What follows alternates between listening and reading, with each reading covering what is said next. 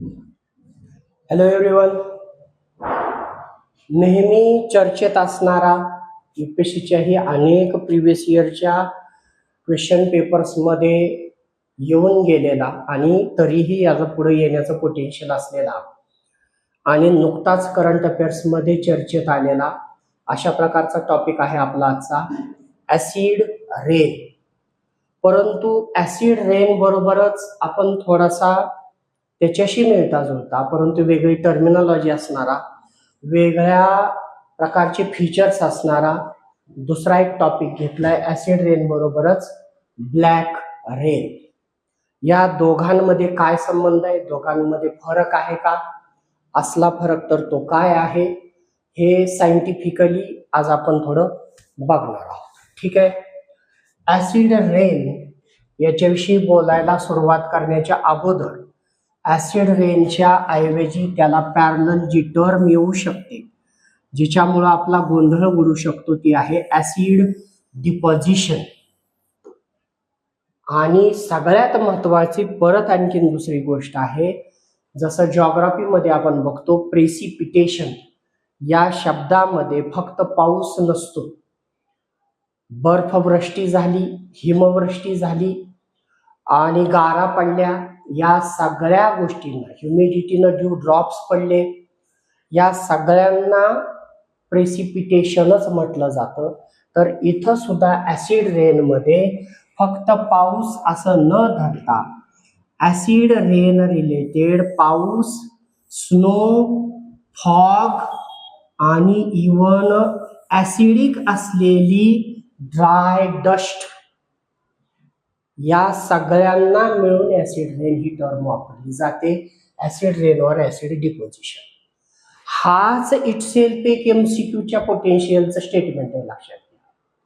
What do you understood by the term acid rain or acid deposition, आणि खाली आपले हे 4 ऑप्शन्स रेन, स्नो, फॉग और dry dust.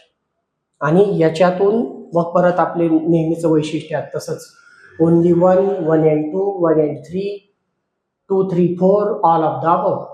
आणि मग आपल्याला त्यावेळेस हे कन्फ्युजन राहायचं नसेल तर द व्हेरी फर्स्ट स्टेटमेंट जे आहे ते अतिशय केअरफुली असं MCQच्या हिशोबानं बघायला पाहिजे. ठीक आहे. Acid rain or acid deposition any form of highly acidic precipitation. इथं परत आहे पहा, नुसतं ॲसिडिक नाहीये, हायली ॲसिडिक.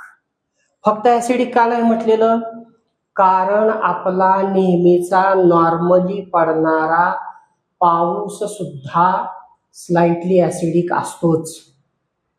म्हणजे पडणाऱ्या पावसाचं केमिकल नेचर ॲसिडिकच असतं, फक्त तो एवढा ॲसिडिक नसतो की ज्याला ॲसिड रेनच्या डेफिनेशनमध्ये कन्सिडर केलं जातं. त्याचा एक्झॅक्टली pH वगैरे काय असतो ते आपण बघूयात. नॉन सायन्स बॅकग्राऊंडच्या मुलांसाठी सांगायचं झालं तर pH हे असं स्केल आहे ज्याच्यावर एखादा केमिकल सबस्टन्स ॲसिडिक आहे का, बेसिक आहे का, न्यूट्रल आहे ते मोजलं जात. थोडक्यात सांगायचं झालं तर ती पट्टी कशी आहे पहा मोजमापाची, त्याच्यावर 0 to 14 असे स्केल्स आहेत. 0 to 7 मध्ये कोणाचंही pH काय आहे हे pH. आता हे परत टेक्निकली जरा जास्त डेप्थ मध्ये जाईल, थोडक्यात बघूयात. Potenz of hydronium ions, H+ ions, strength म्हणजे एखाद्या केमिकल सबस्टन्स मध्ये किती H+ आयन्स आहेत त्याचं मोजमाप करणारी पट्टी म्हणजे pH पट्टी असते. आणि जेवढे H+ आयन्स जास्त तेवढी त्याची ॲसिडिटी जास्त, जेवढे कमी तेवढी ॲसिडिटी कमी. नसेलच त्याच्या उलट तर ते झाला बेस. तर 0 to 7 कुठलाही सबस्टन्सचं जर pHचं रिडिंग असेल तर तो ॲसिड असतो, 7 to 14 तो बेस असतो, आणि 7 असेल तर तो न्यूट्रल असतो. तर आपण आत्ताच काय म्हटलं, आपला नेहमीचा पाऊस सुद्धा थोडासा ॲसिडिक असतोच, ज्याचा pH साधारणतः 5.6 अराउंड असतो. 5.6 बघा, 5.6 हा न्यूट्रलच्या जवळपासची फिगर आहे. इथं आहे 6, इथं आहे 5, तर हे न्यूट्रलच्या जवळपास आहे. परंतु काही ॲसिडिक सबस्टन्सेस बनल्यानंतर पावसाच्या पाण्यात मिसळले किंवा त्यांनीच पाऊस बनवला आणि त्याचा pH खूपच कमी झाला तर त्याचं नेचर जास्त काय आला शब्द हायली ऍसिडिक झालं की मग त्याला ऍसिड रेन म्हणतात. आता परत सर्वसाधारणपणे येऊ शकणाऱ्या पोटेन्शियलचं स्टेटमेंट आहे, आपला नेहमीचा नॉर्मल पाऊस सुद्धा स्लाइटली ऍसिडिक असतो. कशामुळे? त्याचं उत्तर आहे हवेत असणाऱ्या कार्बन डायऑक्साईडमुळं. आता ऍसिड रेन विषयी बोलायचं झालं तर पुढे दोघांची नावं येणार आहेत पहा, sulphur dioxide and nitrogen oxides. इथं एकच नाही म्हटलेलं पहा, नायट्रोजनचे अनेक ऑक्साइड्स असतात. NO2 असतो, NO असतो, N2O असतो. यापैकी कोणताही ऑक्साइड इज नायट्रोजन ऑक्साइड. मग आता ह्यांचे सोर्सेस वगैरे काय आपण बघूयात. Fossil fuels. फॉसिल फ्युल्सच्या ज्वलनामधून सल्फर आणि नायट्रोजन बाहेर पडतात. ऑब्विसली काहीही जळतं म्हणजे त्यांची ऑक्सिजन बरोबर रिॲक्शन होते, तर सल्फर आणि नायट्रोजन ऑक्सिजन बरोबर काय बनवतात, तर त्यांचे ऑक्साइड्स बनवतात.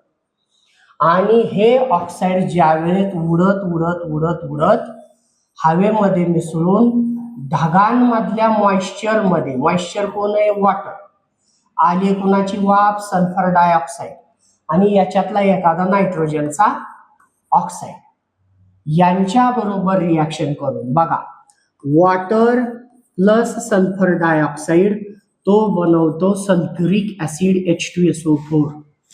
वॉटर प्लस नायट्रोजनचा कोणताही ऑक्साइड तो बनवतो NO2 N2O काही घ्या, तो बनवतो नायट्रिक ऍसिड HNO3. आणि म्हणून ह्या दोघांची नावं जी आहेत ती इथं दिसणार आहेत आपल्याला. बघा, पावसाच्या पाण्यात मोठ्या प्रमाणात सल्फ्युरिक अँड नायट्रिक ऍसिड्स तयार झाले की these are the main culprits. अशा पावसाला जास्त घातक बनवणारे हे दोघ जण.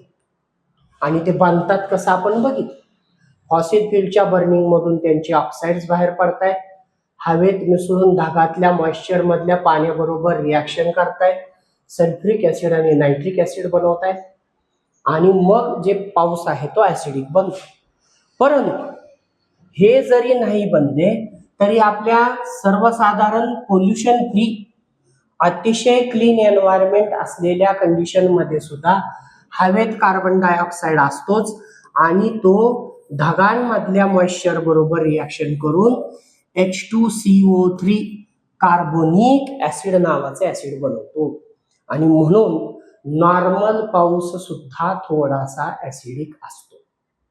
परत MCQचं स्टेटमेंट आहे, लक्षात घ्या. ऍसिडिक रेन तर ऍसिडिक आहेच, पण तो मेनली कुणामुळं, sulphuric acid and nitric acid form by sulphur dioxide and नायट्रोजनचे ऑक्साइड. परंतु नेहमीचा पाऊस हवेतल्या कार्बन डायऑक्साईड बरोबर रिॲक्शन करून कार्बोनिक ऍसिड बनवतो. मग आता परत पुढचा MCQचं स्टेटमेंट आलं की बाबा रेन मध्ये कुठल्या कुठल्या ऍसिड सापडू शकतात. हे तिघं तर आलेच, carbonic acid, sulphuric acid, nitric acid. आणि अतिशय क्वचित क्वचित क्वचित रूपामध्ये, क्वचित प्रमाणामध्ये जर एखादी इंडस्ट्री तशा प्रकारे HCl हायड्रोक्लोरिक ऍसिडचे गॅस बनवत असेल, म्हणजे आउटपुटमध्ये जर बाहेर पडत असेल, तर तो HCl पण हवेमध्ये जाऊन त्या पावसाच्या पाण्यामध्ये डिझॉल्व्ह होतो आणि थोड्याफार प्रमाणामध्ये पावसात आढळू शकतो. परंतु ऍसिड रेन घातक बनतो तो ह्या दोघांना, या दोघांना.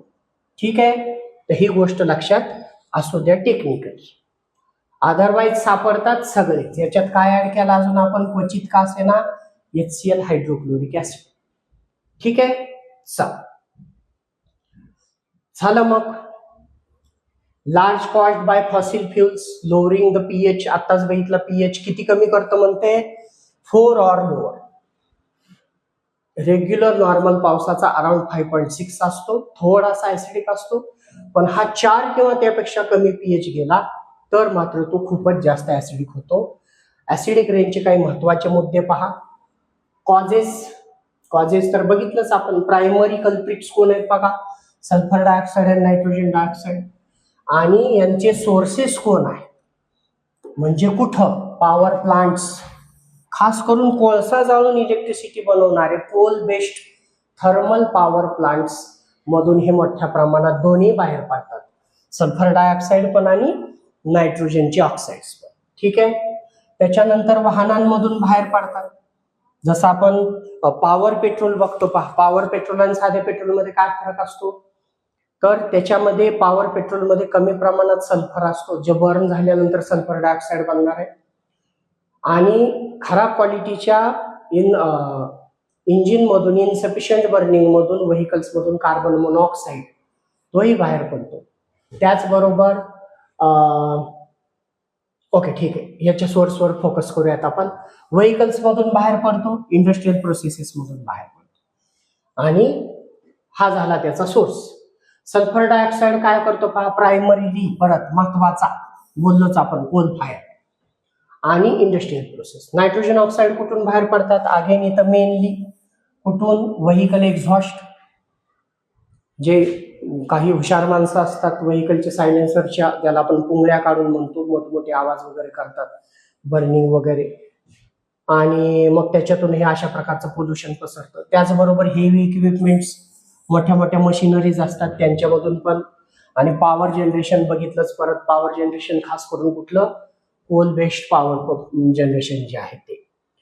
मग आता काही फक्त मानवी कृतीमधूनच, मानवी उद्योगधंद्यांमधूनच हे बाहेर पडतं का, तर त्याचं उत्तर आहे नाही. परंतु निसर्गाता बाहेर पडणारे काही सोर्सेस जरी असले तरी मानवी हस्तक्षेपामुळेच यांचं एवढं प्रमाण जे आहे ते वाढलेलं आहे. नॅचरली कुठून कुठून बाहेर पडतो पहा, ज्वालामुखीच्या उद्रेकातून व्हॉल्कॅनिक इरप्शन, विजा काढल्यानंतर ऑब्व्हियसली ती एनर्जी, त्याच्यामुळं हवेतल्या काही गॅसियस कंपोनंट जसं की नायट्रोजनच आहे, विजा काढल्यानंतर हवेतल्या नायट्रोजनचं कन्व्हर्जन होऊन पावसाच्या पाण्यात पडून ते मातीतून झाडांना अवेलेबल होतं, नायट्रोजन फिक्सेशन, ही गोष्ट माहित आहे आपल्याला. तसंच त्या विजांच्या एनर्जीमुळे पण ऍसिड बनण्याची प्रोसेस तयार होते. त्याचबरोबर जे काही व्हेजिटेशन म्हणजे पाला पाचोळा कुजत असतो त्याच्यातून हे गॅसेस बाहेर पडतात.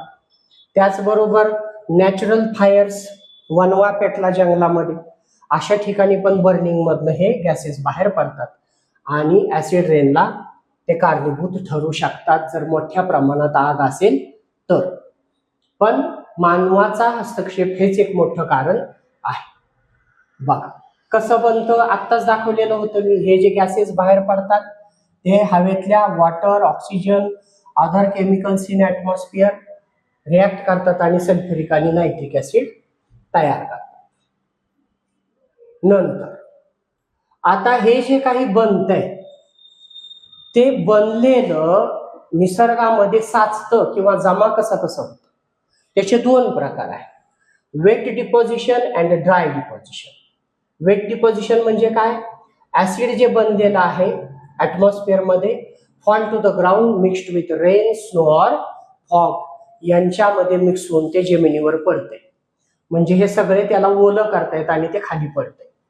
दुसरं आहे ऍसिडिक गॅसेस आणि पार्टिकल्स. पण हे कधी घडतं, इन द ऍब्सेन्स ऑफ मॉइश्चर. जर ऍटमॉस्फिअर मध्ये तेवढ्या मोठ्या प्रमाणात मॉइश्चर नसेल तर हे कोरडंच राहतं आणि हे जे ऍसिडिक गॅसेस आणि पार्टिकल ऍटमॉस्फिअर मध्ये गोळा झालेत ते डिपॉझिट फ्रॉम द ऍटमॉस्फिअर इकडे तिकडे सरफेसेसवर वेगवेगळ्या असतात, झाडांवर असतात, बिल्डिंगवर असतात, मातीवर असतात, दगडांवर असतात आणि पुढच्या पावसाळ्यात मग मात्र ते वाहून जातात आणि ते जे धुवून वाहून चाललेलं असतंय that is acidic run of. Run of म्हणजेच वाहून चाललेलं पाणी, पावसाचंच पाणी आहे, परंतु वर्षभर गॅसियस फॉर्म मधले जे ऍसिड जे इकडं तिकडं वेगवेगळ्या सरफेसेसवर साचलं होतं, पावसानं सगळं धुवून काढलं आणि आता ते वाहून चाललंय तर त्याच्यात ते ऍसिड आहे, म्हणून त्याला ऍसिडिक रन ऑफ म्हटलेलं आहे. तर हे झालं ड्राय डिपॉझिशन आणि हे होतं वेट. आपल्याला मेनली वेट माहित असतं, ड्राय माहिती नसतं. चला, याचा ऑल ओव्हर एन्व्हायरमेंटल इम्पॅक्ट काय पडतो. टॉपिक बनवताना असाच बनवलेला आहे, लक्षात ठेवा की अतिशय एकाच कन्सेप्टला वेगवेगळ्या अँगल्सनी युपीएससी जेवढ्या डेप्थ मध्ये जाऊन विचारते तर आपल्या टॉपिक मधून तसं काहीही निष्ठू नये. बघा जरा, ॲक्वॅटिक इकोचा अनजनरल स्टेटमेंट काय असतं आपलं? ऍसिड रेनमुळं नद्या नाल्यांच्या पाण्याची ऍसिडिटी वाढल्यामुळे ॲक्वॅटिक लाईफला धोका. पण नक्की काय ते थोडंसं डिटेल काय आहे पहा. Aquatic ecosystem lowers the pH of लेक्स, ही कॉमन सेन्सची गोष्ट आहे. त्याच्यामुळे ते टॉक्झिक बनतं. फिश, क्रेफिश आणि क्लॅम्स म्हणजे गोगलगाई सारखे जे काही एकदम मोलिस्क, ज्यांना मृदुकाय प्राणी म्हणतो, अशांसाठी ते घातक ठरतं. त्याचबरोबर दुसरी महत्वाची गोष्ट आहे, हे जे काही पडलेलं पावसाचं ऍसिड रेन आहे, leaches toxic aluminium from soil. लीचचा अर्थ असतो मातीत असलेला ॲल्युमिनियम ह्या ऍसिडिक पडलेल्या पावसाच्या पाण्यात डिझॉल्व्ह होतो आणि जमिनीत पाझरत मुरत मुरत मुरत मुरत खालपर्यंत जातो. त्याला म्हणतात लिचिंग. ठीक आहे. तर हा विषारी असलेला ॲल्युमिनियम सॉइल मधून ओढा, नदी, नाल्या, पाण्यात जातो. म्हणजे तो मातीत गेला तर तसं लिचिंग सांगितलं मी तुम्हाला. आणि जास्त पाऊस झाला आणि शेतातलं वगैरे मातीत पाणी जे आहे ते वाहून चाललं, तर हे मातीतला ॲल्युमिनियम त्या वाहून चाललेल्या पाण्यामध्ये डिझॉल्व्ह होतो आणि त्याच्याबरोबर आजूबाजूच्या पाणी वॉटर बॉडीज मध्ये साचतो. याच्यामुळं माशांचे गिल्स क्लॉग होऊ शकतात, चोक होऊ शकतात, गुदमरल्यासारखं होऊ शकतं. त्याला म्हणजे माशांसाठी डेंजरस असलेला मातीतला कुठला एलिमेंट आहे? ॲल्युमिनियम.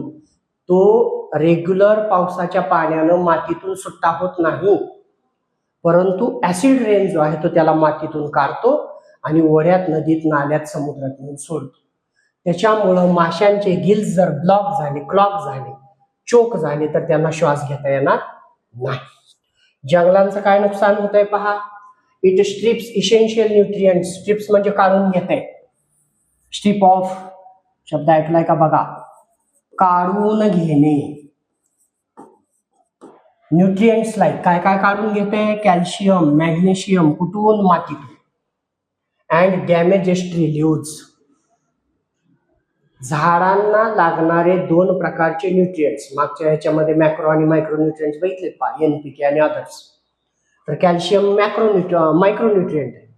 मातीत जर ह्या सूक्ष्म अशा प्रकारच्या न्यूट्रिएंट्सची कमतरता निर्माण झाली तर झाडाची पानं सुकतात, झाडाची पानं कोमेजतात, मेकिंग देम, आणि त्याच्यामुळं फोटोसिंथेसिस नीट नाही होणार, तर झाडाला वेगवेगळे आजार, वेगवेगळी कीड आणि थंडीची बाधा पोचण्याची शक्यता निर्माण होते. म्हणजे ऑल ओव्हर काय, तर झाड हेल्दी राहत नाही आणि त्याचं आरोग्य जे आहे ते धोक्यात येऊ शकतं. हे स्पेसिफिक अशा प्रकारचे इम्पॅक्ट्स आहेत पाहतेचे. त्यानंतर इन्फ्रास्ट्रक्चरचं डॅमेज माहिती आहे आपल्याला. बिल्डिंग्स वगैरे ह्या ऍसिडची रिॲक्शन होऊन खराब होऊ शकतात. खास करून असे स्ट्रक्चर, पुतळे वगैरे, आणि खास करून इथं मेन्शनिंग कोणाचं असायला पाहिजे? ताजमहल. आलंय पहा ताजमहल. ताजमहल सारखी जी बिल्डिंग आहे जी मार्बलची बनवली, आणि मार्बलचा मेन कॉम्पोनंट कॅल्शियम कार्बोनेट असतो, आणि त्याच्यामुळं या ऍसिडचे रिॲक्शन होऊन त्याचे तुकडे उडू शकतात, टवके उडू शकतात, आणि त्याला एक स्पेसिफिक शब्द येतो, मार्बल कॅन्सर. सुप्रीम कोर्टानं मथुरेमधल्या ऑइल रिफायनरीज वगैरे पोल्युशन करणाऱ्या दुसरीकडे शिफ्ट, तेजीएस मधलं महत्वाचा टॉपिक आहे पहा EVS चा, मार्बल कॅन्सर. ऍसिड रेनमुळे हे खराब व्हायला लागतंय, त्याच्यावर काळे डाग पडायला लागतात, त्याचे तुकडे उडायला लागतात. ह्या सगळ्या प्रोसेसला एक टर्म आहे मार्बल कॅन्सर, आणि यांचं नुकसान होऊ शकतंय. त्याचबरोबर दुसरं काय नुकसान आहे पहा, मानवी हेल्थवर काय परिणाम होतो त्याचा महत्वाची गोष्ट आहे. परत इथं काही महत्वाचे स्टेटमेंट्स आहेत जे कन्फ्युजिंग ठरू शकतात MCQs मध्ये आले तर. काय आहेत बघा. ऍसिड रेन मध्ये तुम्ही चाललात म्हणून तुमच्या हेल्थवर डायरेक्ट काही घातक परिणाम होत नाही का? सगळ्यात महत्वाची गोष्ट, हे चाललं जाण्याची शक्यता जास्त असते, कारण ऍसिड रेन आणि आपला नेहमीचा नॉर्मल रेन याच्यात फरक कळून येत नाही पाऊस पडत असताना. फक्त याचा एकच इंडिकेटर आहे की याचे ढग जे असतात ते ब्राऊन दिसतात, परंतु हा पडतोय तो पाऊस ऍसिडिक आहे, ऍसिड रेन आहे हे ऑन द स्पॉट समजत नाही आणि त्याच्यामुळे लोक आपला सर्वसामान्य व्यवहार करत राहतात. मग याच्यातून काय होतं, walking in acid rain is not directly harmful. याच्यामुळे डिरेक्टली बर्निंग स्किन होत नाही, म्हणजे खूपच तुमच्या स्किनची आग व्हायला लागली वगैरे असं काही होत नाही, पण हलकी इरिटेशन खाजवू शकते. त्याचबरोबर यानं दुसरा महत्वाचा धोका मात्र आहे की हे जे काही गॅसेस हवेत पसरले, सल्फर डायऑक्साईड, नायट्रोजनचे ऑक्साईड्स वगैरे, हे जर तुमच्या श्वासात आले तर मात्र तुम्हाला रेस्पिरेटरी इश्यूज निर्माण होऊ शकतात. Inhalation of acidic particles like asthma and bronchitis, हे मात्र धोका ऍसिड रेनमुळे आहे. त्यानंतर ऍसिड रेनचा पीएच किती, मगाशी पण एक स्टेटमेंट गेलं की 4 आणि त्यापेक्षा कमी झालं की त्याला ऍसिड रेन म्हणतात. Clean rain is a slightly acidic, हे स्टेटमेंट परत महत्वाचंच आहे पहा. नेहमीचा पाऊस सुद्धा थोडासा ऍसिडिक असतोच. तो त्याचं किती असतं, साधारणतः 5.6 अराउंड पीएच असतो, पण ऍसिड रेन मात्र बिटवीन 4 अँड 5 एवढा कमी होतो. ऍसिड रेनचे परिणाम आताच बघितलं आपण, वेगवेगळ्यांवरचे परिणाम. आणखीन काय परिणाम आहेत पहा. याचे दुसरं महत्वाचं वैशिष्ट्य आहे, तुम्ही म्हणाल की मग एखाद्या ठिकाणी पोल्युशन करणारी इंडस्ट्री आहे, एखाद्या ठिकाणी coal based thermal power plant आहे आणि तिथून sulphur dioxide, nitrogen dioxide, nitrous oxide वर बाहेर पडतंय, म्हणून ऍसिड रेन तेवढ्याच एरियात होईल का, तर त्याचं उत्तर आहे नाही. हे गॅसचे बनलेले ढग आपल्या ओरिजिनल सोर्स पासून हंड्रेड्स ऑफ किलोमीटर हवेच्या मदतीनं प्रवास करू शकतात आणि त्यामुळं जिथं ऍक्च्युली यांचा ओरिजिन आहे त्याच्यापासून अतिशय दूरच्या प्रदेशात सुद्धा ऍसिड रेन पडू शकतो. हा पॉइंट महत्वाचा आहे, लक्षात ठेवा, पुढे कम्पॅरिझनला लागला.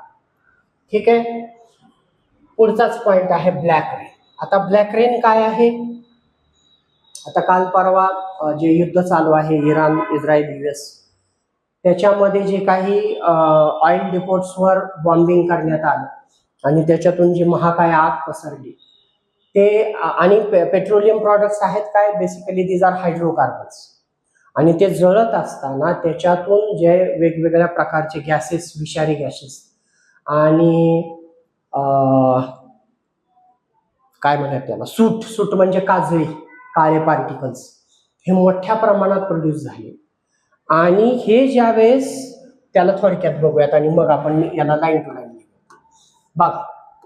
हे जे सगळे काजळी वगैरे जे आहेत हे पार्टिकल्स हवेत पसरल्यानंतर मोठ्या प्रमाणात आग लागलेली आहे आणि हे पसरतं त्यावेळेस हवेत असणारे जे वॉटर ड्रॉपलेट्स मॉइश्चरचे आहेत, पाऊस चालू होतो आणि हे जे वॉटर ड्रॉपलेट्स आहेत हे खाली येत असताना एखाद्या मॅग्नेट सारखे किंवा स्पंज सारखे या हवेतल्या सगळ्या ऑइली, डार्क कलर्ड सगळ्या पार्टिकलना ओढून घेतात आणि एक अतिशय घट्ट काळा, डार्क काळा, ज्याला इथे शब्द येणार आहे जेट ब्लॅक, ज्याला आपण काळी इंक म्हणतो, अशा गडद काळ्या रंगाचे हे पाण्याचे पार्टिकल्स तयार होतात आणि हे सगळे पार्टिकल्स पावसाच्या रूपात खाली पडतात, म्हणून याचं नाव ब्लॅक रेन आहे. आणि दुसरी गोष्ट, हे जे सगळं हवेत पसरलं होतं त्याला हे स्वच्छ करतंय, म्हणून टेक्निकली याला एक वर्ड येणार आहे इथं, ऍटमॉस्फेरिक स्कॅव्हेंजिंग. हा पहा, इथं आले येतं टर्म ऍटमॉस्फेरिक स्कॅव्हेंजिंग. स्कॅव्हेंजिंगचा अर्थ असतो स्वच्छ करणं. निसर्गातल्या मेलेल्या प्राण्यांच्या डेड बॉडीज खाऊन निसर्गाला रोगराईपासून वाचवणाऱ्या गिधाडांसारख्या प्राण्यांना आपण काय म्हणतो, व्हल्चर्सना, स्कॅव्हेंजर्स. तर हे निसर्गाचं स्वच्छतेचं काम करतंय, अशा प्रकारची ही प्रोसेस आहे. परंतु ते वरून हवेतून स्वच्छ करून आणलेलं सगळं जे खाली पडतंय तिथं मात्र अतिशय भयानक घातक परिणाम करते. काय परिणाम करते बघा, black rain. Black rain rare आणि हॅझार्डस अशा प्रकारचा फेनॉमेना आहे, पण याला आपण ऍटमॉस्फेरिक फेनॉमेना म्हटलंय. हा नॅचरल असतोच असं नाही, नॅचरली असतो, पण मोस्टली हे ह्युमननीच घडवून आणलेल्या गोष्टी आहेत. Precipitation becomes heavily contaminated. बघा, त्या पावसाच्या पाण्यामध्ये मोठ्या प्रमाणात काय मिक्स होत आहे, विथ डार्क पर्टिक्युलेट्स. पर्टिक्युलेट म्हणजे हवेत तरंगणारे पार्टिकल्स, आणि त्याच्यामुळे ते ब्लॅक, ऑइली, ग्रे अशा कलरचं दिसतं. टिपिकली ऑकर्स कधी? मॅसिव्ह फायर्स, जशी आता काल परवाची ती युद्धातली आग जी आहे ती महाभयानक अशी आग. इंडस्ट्रीयल एखादा मोठा अपघात झाला आणि तिथं आग लागली, न्यूक्लिअर एक्सप्लोजन्स, अशा घटनांच्या वेळेस ब्लॅक रेन घडण्याची शक्यता जास्त असते. कसं बनतंय बघा, सांगितलं आत्ताच आपण, क्रिएटेड थ्रू प्रोसेस, खास करून ऍटमॉस्फेरिक स्कॅव्हेंजिंग. पोल्युटंट रिलीज, बाहेर पडतायत पोल्युटंट्स. सगळ्यात पहिलं स्टेप बाय स्टेप बघतोय आता आपण. पहिली स्टेप, एक तर हवेत पोल्युटंट पसरले, जसं आत्ताच बोललोय. इराण मधला हा जो इन्सिडेंट आहे त्याच्यात सूट म्हणजे काजळी, ऍश म्हणजे राख, टॉक्झिक हायड्रोकार्बन्स हे सगळे मोठ्या प्रमाणात हवेत पसरतात. मग दुसरी स्टेप काय होते बघा, हवेत पसरल्यानंतर ते मिक्स होतात कशाबरोबर? पावसाच्या पाण्याबरोबर. Rain falls through this smoke saturated layers, water droplets magnet आणि स्पंज सारखं काम करून ह्या आजूबाजूला पसरलेल्या सगळ्या ह्या पर्टिक्युलेट मॅटरला ओढून घेतात, ऍब्झॉर्ब करून घेतात.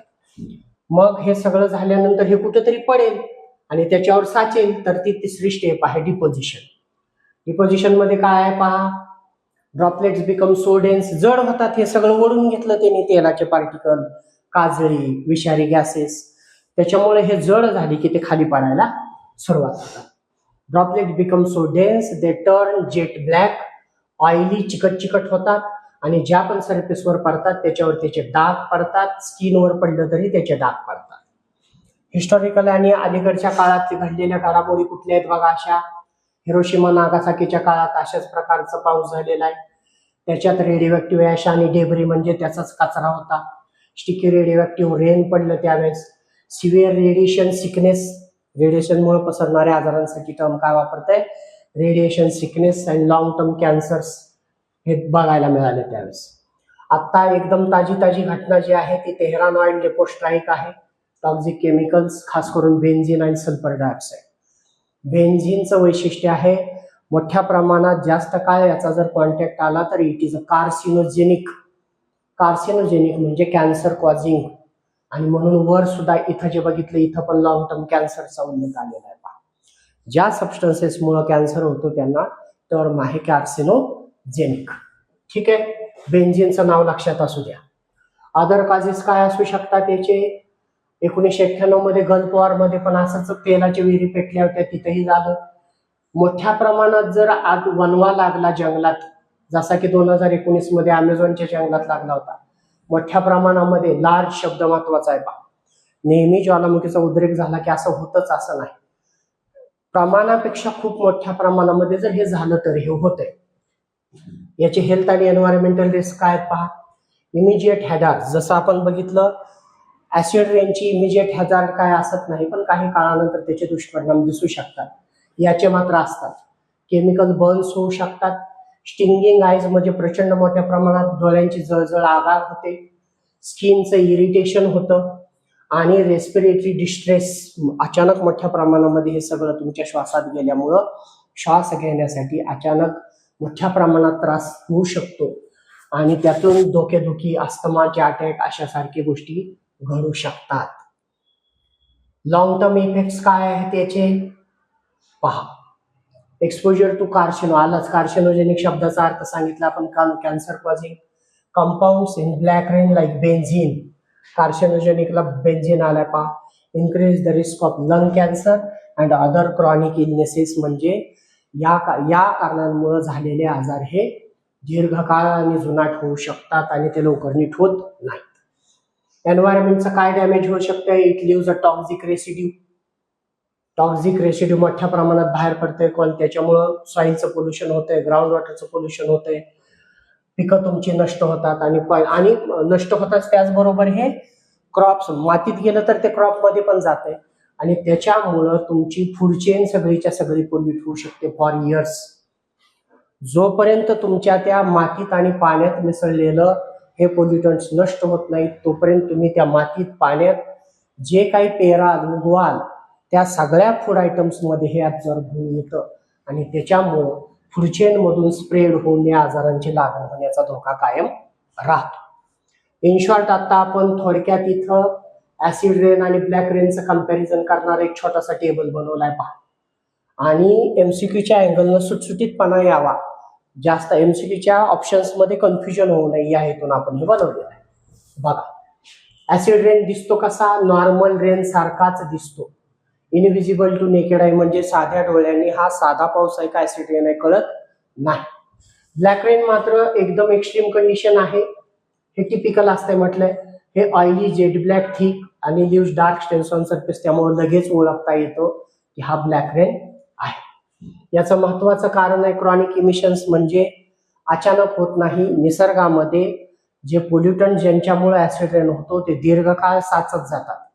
म्हणजे प्रदूषणाची समस्या मोठ्या काळापर्यंत असेल तर हे सल्फर डायऑक्साईड, नायट्रोजनचे ऑक्साईड सारखे जे पोल्युटंट्स आहेत ते मोठ्या प्रमाणात हवेत साचत राहतात आणि मग कधीतरी याचा परिणाम आपल्याला बघायला मिळतो. याचं तसं नसतं, ऑल ऑफ सडन बघितलंच आपण, मास फायर, न्यूक्लिअर फॉलआउट, मेजर व्हॉल्कॅनिक अशा गोष्टी घडल्या की अचानकपणाने हे होते. कंपोजिशन कशाचं बनलेलं असतंय, डायल्यूट सल्फ्युरिक आणि नायट्रिक ऍसिडचं. याच्यात काय काय असतंय, मोठ्या प्रमाणात काजळी असते, राख असते, टॉक्सिक हायड्रोकार्बन्स लाईक बेन्झिन असतात आणि हेवी मेटल्स असतात ज्यांचं मोलिक्युलर मास जास्त आहे, अशा प्रकारचे मेटलचे पार्टिकल याच्यात असतात. याची डायरेक्ट हेल्थ रिस्क काय आहे का, तर आहे, मेनली याचे रेस्पिरेटरी इश्यूज होत आहेत बघितले आपण, आणि इथं मात्र immediate skin I irritation, chemical Burns, severe respiratory, सगळे सिव्हिअर वगैरे शब्द आहेत पाहिजे. त्याच्यामुळं साध्या सिंपल शब्दात बोलायचं झालं तर काय म्हणूयात, ब्लॅक रेन हा ऍसिड रेनपेक्षा जास्त घातक प्रकार आहे. स्केल म्हणजे याचं प्रमाण काय बोललोच, वाईड स्प्रेड रिजनल इश्यूज ज्या ठिकाणी आहेत तिथून हे लांब लांबच्या प्रदेशापर्यंत याचे ढग जे आहेत ते हवेबरोबर प्रवास करू शकतात, आणि त्याच्यामुळं अगदी क्लीन एन्व्हायरमेंट मध्ये सुद्धा जर हे ढग पोहोचले तर तिथं सुद्धा ऍसिड रेन होऊ शकते. इथं मात्र तसं नसतंय, ब्लॅक रेन युजली लोकलाइज्ड असतो का, त्याचं रिझन बघितलेलं आहे आपण. जसे की पाऊस पडायला लागतो, त्याचे थेंब हे सगळे पोल्युटंट ऍब्झॉर्ब करून जड बांधतात आणि त्याच्यामुळं ते जास्त दूर अंतर प्रवास करू शकत नाहीत. त्यामुळं यापैकी कुठलीही एखादी घटना ज्या एरियात घडली, मोठी शक्यता अशी असते की ते त्याच एरियामध्ये फक्त ब्लॅक रेन पडेल. ओरिजिनच्या प्लेस पासून तो जास्त अंतर लांब जाऊ शकत नाही, आणि त्याच्यामुळं जास्त मोठ्या प्रमाणात या केसमध्ये जास्त डेंजरस काय तर ऍसिड रेन आहे, की हा सोर्स ऑफ ओरिजिन पासून लांबपर्यंत जाऊन पडू शकतो, आणि इथं मात्र तसं नाहीये, जिथं ते झालंय त्याच एरियामध्ये त्याचा धोका जास्त असतो. ओके, आणि दुसरं एक शेवटचं समाप्त स्टेटमेंट काय घेऊयात बघा, सगळे जे ब्लॅक रेन असते ते ऍसिड रेन असते, पण प्रत्येकच ऍसिड रेन ब्लॅक रेन असत नाही. Black rain is acid rain, but acid rain is not necessarily the black rain. Okay, आशा करूयात आपण एकदम इन्क्लुझिव्हली अशा प्रकारे याला घेऊन डिस्कस करायचा प्रयत्न केलेला आहे, आणि त्याच्यामुळं त्याला सिम्प्लिफाय पण तसंच करायचा प्रयत्न केलेला आहे. या व्यतिरिक्त परत प्रत्येक लेक्चरला आपण तेच सांगतोय, तुम्हाला एक्सपेक्टेड कव्हर करावेत असे काही टॉपिक असतील तर सांगत चला, त्याच्यावर आपण लेक्चर्स बनवत राहा. ओके, ठीक आहे, थांबूया. थँक्यू.